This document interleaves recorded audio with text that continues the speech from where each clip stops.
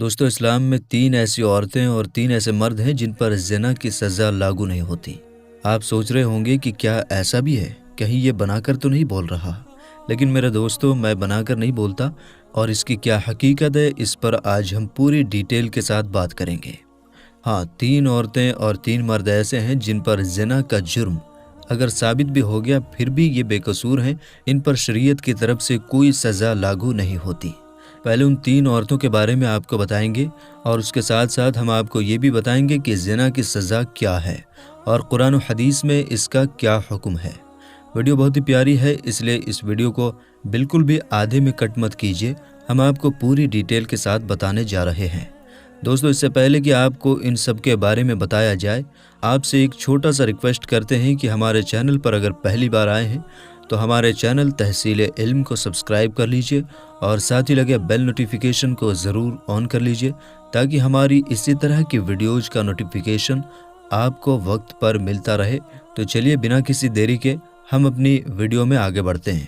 دوستو، یاد رہے کہ اسلام عزت و عظمت کو سب سے قیمتی قرار دیتا ہے، اس کی حفاظت کو ہر چیز پر مقدم رکھتا ہے، اس لیے زنا اسلامی معاشرے میں ایک گھنونا اور معافی کے لائق جرم نہیں ہے۔ اسلام میں اس کی سخت سزا مقرر کی گئی ہے۔ یاد رہے کہ اسلام نے ان تمام راستوں کو بند کر دیا جو انسانوں کو گناہ کی طرف لے جانے والے ہیں، جیسے بے پردگی، بے حیائی اور مرد و عورت کا ملنا، شراب پینا، زنا کرنا، غیر مردوں کے سامنے بناؤ سنگار وغیرہ۔ میرے دوستو، اللہ تعالیٰ نے زنا کو حرام قرار دیا کیونکہ یہ ایک بہت بڑا گناہ ہے، اور اللہ تعالیٰ سورہ بنی اسرائیل میں فرماتا ہے کہ زنا کے قریب نہ جاؤ کیونکہ وہ بے حیائی اور برا راستہ ہے۔ اس آیت کریمہ میں زنا سے اس انداز میں روکا گیا کہ زنا کے قریب بھی نہ جاؤ، جس سے معلوم ہوتا ہے کہ زنا بہت ہی بری چیز ہے۔ حضرت عبداللہ بن مسعود رضی اللہ تعالی عنہ فرماتے ہیں کہ میں نے رسول کریم صلی اللہ تعالی علیہ وسلم سے پوچھا کہ سب سے بڑا گناہ کون سا ہے؟ تو آپ صلی اللہ تعالی علیہ وسلم نے فرمایا کہ سب سے بڑا گناہ یہ ہے کہ تم اللہ کے ساتھ شریک ٹھہراؤ، حالانکہ اس نے تم کو پیدا کیا۔ میں نے پوچھا کہ اس کے بعد کون سا بڑا گناہ ہے؟ فرمایا کہ تم اس خوف سے اپنے بچے کو قتل کر دو کہ وہ تمہارے ساتھ کھانا کھائے گا۔ میں نے پوچھا پھر کون سا بڑا گناہ ہے؟ تو آپ صلی اللہ تعالی علیہ وسلم نے فرمایا یہ کہ تم اپنے پڑوسی کی بیوی سے زنا کرو۔ دوستو، کہتے ہیں کہ اسلام سے پہلے زنا کی سزا یہ تھی کہ شادی شدہ عورتوں کو گھر کے اندر تا حیات یعنی زندگی بھر قید کر دیا جاتا تھا، اور غیر شادی شدہ کو ڈانٹ ڈپٹ کی جاتی تھی، اور اس کا ذکر قرآن پاک میں بھی موجود ہے۔ لیکن بعد میں یہ سزا روک دی گئی، رد کر دی گئی، اور اس کے ساتھ وہ سزا طے ہوئی جس کا ذکر آگے آ رہا ہے۔ میرے دوستو، اگر دیکھا جائے تو آج کل اس گناہ میں اکثر لوگ لگے ہوئے ہیں، خاص طور پر اس بازار میں جہاں عورتیں اور مرد جاتے ہیں۔ کس کا ہاتھ کس کو لگتا ہے، کہاں لگتا ہے، کچھ معلوم نہیں ہوتا، چاہے لڑکا ہو یا لڑکی ہو، اور پھر اس گناہ کو کرنے کے بعد اپنے دوستوں کو بڑی شان اور بڑی عزت سے بتاتے ہیں، یہاں تک کہ ان کو بھی ایسا کرنے کا راستہ دکھا دیتے ہیں۔ یاد رہے کہ اگر کوئی لڑکا یا لڑکی کوئی گناہ کرتا ہے تو اس کا گناہ اس کے ماں باپ کو بھی ہوتا ہے، کیونکہ وہ ان کی شادی وقت پر نہیں کرتے، اور جس وجہ سے وہ غلط کام کرنے لگتے ہیں، اور شادی کی عمر ہونے کے بعد بھی ماں باپ ان کی شادی نہ کرے تو اللہ تعالیٰ ناراض ہوتا ہے، اور ان کے گھر والوں کے گھر کی برکت ختم ہو جاتی ہے، اور ان ماں باپ سے قیامت کے دن اللہ رب العزت حساب مانگے گا۔ اس بڑے گناہ کی اور بھی سخت سزائیں ہیں، اس لیے خود بھی اس سے بچیں اور اپنے دوستوں کو بھی اس گناہ سے بچائیں۔ یاد رہے کہ اگر آپ نے خود کی زناکاری جیسے گناہ کی باتیں اپنے کسی دوست یا سہیلی کو سنایا اور اس کو سن کر وہ بھی ایسا گناہ کرے تو اس کا گناہ آپ پر بھی ہوگا، کیونکہ آپ ہی نے اس کو یہ راستہ بتایا۔ میرے دوستو، یہ تھی ایک چھوٹی سی گفتگو زنا جیسے بڑے گناہوں کے بارے میں۔ تو چلیے اب آپ کو بتاتے ہیں ان 3 عورتوں کے بارے میں جن پر زنا کی حد لاگو نہیں ہوتی۔ تو اس حوالے سے رسول کریم صلی اللہ تعالی علیہ وسلم نے فرمایا کہ 3 قسم کے لوگوں کا کوئی عمل نہیں لکھا جاتا، یعنی 3 قسم کے لوگ ایسے ہوتے ہیں کہ جنہوں نے اگر زنا کیا بھی ہو تو ان پر دین اسلام کی طرف سے کوئی حد لاگو نہیں ہوگی۔ ایک تو وہ نابالغ ہے جب تک کہ وہ بالغ نہ ہو جائے، دوسرا وہ شخص ہے جو سویا ہوا ہو، جب تک کہ بیدار نہ ہو جائے، جاگ نہ جائے، اور تیسرا وہ شخص ہے جس کا دماغی توازن ٹھیک نہ ہو، یعنی دیوانہ ہو، مجنوں ہو، پاگل ہو، اس پر بھی اس کی کوئی حد نہیں ہے، یعنی نابالغ سے ان گناہوں کے بارے میں نہیں پوچھا جائے گا جن کا تعلق اللہ کے ساتھ ہے، اور جن گناہوں کا تعلق بندوں سے ہے جیسے قتل، چوری وغیرہ، تو ان گناہوں کے بارے میں نابالغ سے بھی پوچھا جائے گا۔ حضور اکرم صلی اللہ تعالیٰ علیہ وسلم نے فرمایا کہ میری امت کے بھول چوک اور جس کام کے لیے وہ مجبور کیے جائیں معاف کیا گیا ہے، یعنی اگر آپ سے کوئی بھول چوک ہوتی ہے اللہ پاک آپ کو معاف فرما دے گا، یا پھر کسی چیز پر آپ کو مجبور کیا گیا ہے وہ بھی اللہ پاک آپ کو معاف فرما دے گا۔ معلوم ہوا کہ اگر زنا کرنے والا عقل مند اور بالغ ہے اور اس نے زنا اپنی مرضی سے کیا ہو، زنا کرنے کے لیے اس پر کوئی ظلم اور زور زبردستی نہ کی گئی ہو، تو یہ سزا کا مستحق ہے۔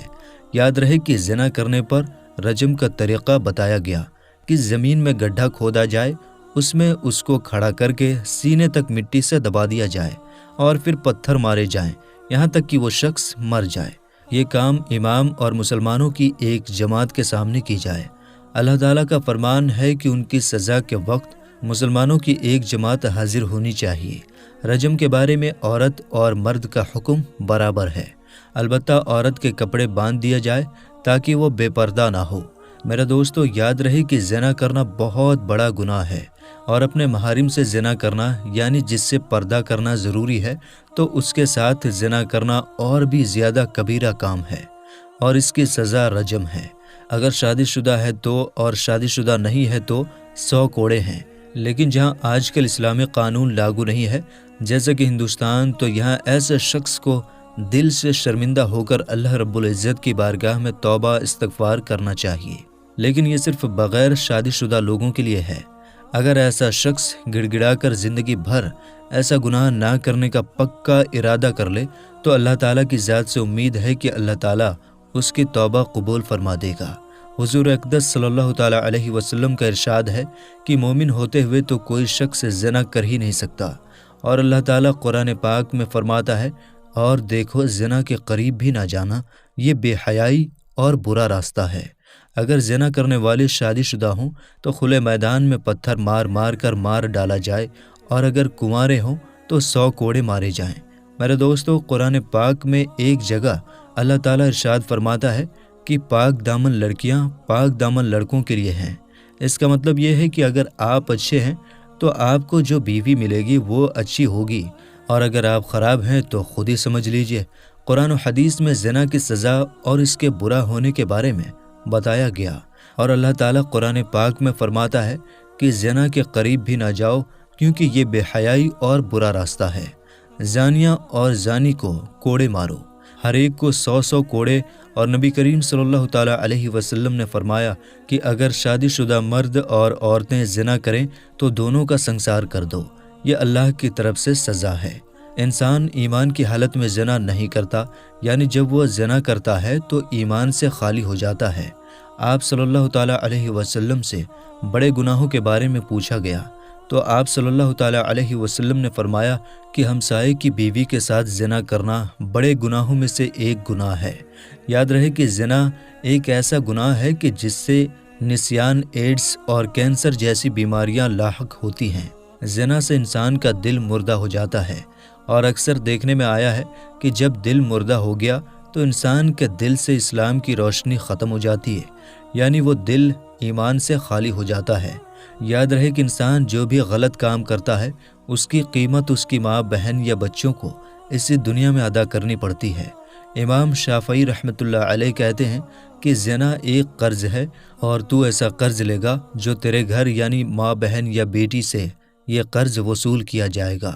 میرے دوستو، جانے سے پہلے ایک بار ہماری یہی گزارش ہے کہ زنا سے بچیں، اور اللہ ہم سب کو زنا سے بچائے اور ایسے تمام گناہوں سے بچائے جو کہ زنا کا راستہ آسان کرنے والے ہیں۔